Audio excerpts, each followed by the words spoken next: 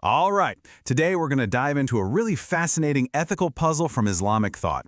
It's one of those questions that has huge real-world implications, something any of us could face when a system just doesn't seem to want to work for you. So, picture this. You're entitled to something. Maybe it's a document, a license, a service, whatever. But the official in charge is basically holding it hostage. And the only way you're going to get what is rightfully yours is to slip them some cash. Is that payment a corrupt bribe? Or is it something else? That's the big question we're tackling today. To really get to the bottom of this, we first have to get our terms straight. In Islamic ethics, this whole conversation really boils down to two key concepts that often get mixed up: wasaatah and rashwah. And trust me, understanding the difference is everything. So first up is wasaatah. The best way to think of this is as intervention or intercession. It's basically using your influence, maybe putting in a good word, to help someone out. But, as we're about to see, whether this is a good thing or a bad thing, well, it really depends. And then there's rashwah. Now this one is much more clear-cut. This is bribery, plain and simple. And the most important part of this definition is that it's all about getting something you have no right to. Like paying a judge for a verdict you don't deserve, or paying an official to let you jump to the front of a line. So when you put them side by side like this, the difference really pops. Wasaatah is about helping someone reach a goal. Rashwah is about paying for an unfair advantage. You see, the real issue here isn't just the act of giving something. It's about the fairness of what you're trying to get. But it gets even more nuanced than that. Because even wasaatah, that idea of intervention, isn't just one simple thing. So let's break that down a little further. Intervention really has two different faces. There's the good kind of intervention, like, say you recommend a friend for a job that they are genuinely qualified for. You're not hurting anyone or stepping on anyone's toes. But then you have bad intervention. This is when you use your influence to get an unqualified friend that same job, pushing aside someone who actually deserves it. See, that's where you cross a serious ethical line. Okay, now before we get to the big twist here, we need to establish the baseline.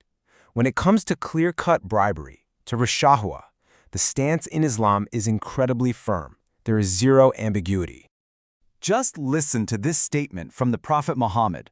It is so powerful. It doesn't pull any punches. Bribery is condemned as a major sin. And notice this, the curse is on both the person who pays and the one who takes it. It's seen as this poison that corrupts everything it touches. So, bribery is forbidden for both the giver and the taker. Case closed, right? Well, not so fast. Now we get to the crucial twist in this whole framework, a really surprising exception that's designed for situations of injustice. And this brings us right back to our original dilemma. What happens when the system itself is broken? When a corrupt official demands a payment, not to give you some unfair advantage, but just to give you what you're already owed by right, or maybe to stop them from actively hurting you. And this lays out the answer perfectly. In this very specific scenario, the moral responsibility completely shifts. For the giver, the person who's being forced to pay just to get what's theirs, the act is actually considered permissible. It's not a sin for them. The entire weight of the sin, all of it, falls on the taker, the corrupt official who is basically extorting money just to do their job. And look, this isn't some kind of modern reinterpretation. This principle is backed up by classical scholars like Ibn Hazm. The reasoning is pretty straightforward.